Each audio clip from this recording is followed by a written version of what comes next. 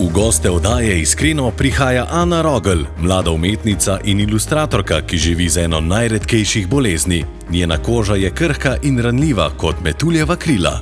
Jaz sem dolga leta, ko sem bila mala, sanjala kot vsaka punčka, da bo pa baletka in to. In mi je bilo hitro nekako dano, da glej, Ana, ti pa to ne moreš, ker že glih komaj hodiš, kako boš baletka.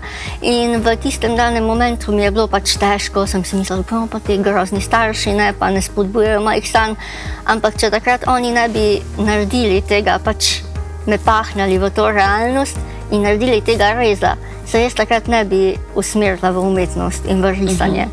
Brez prstov ustvarja risbe s svinčnikom na papirju, pa slika s kavo, kar ji daje poseben pečat.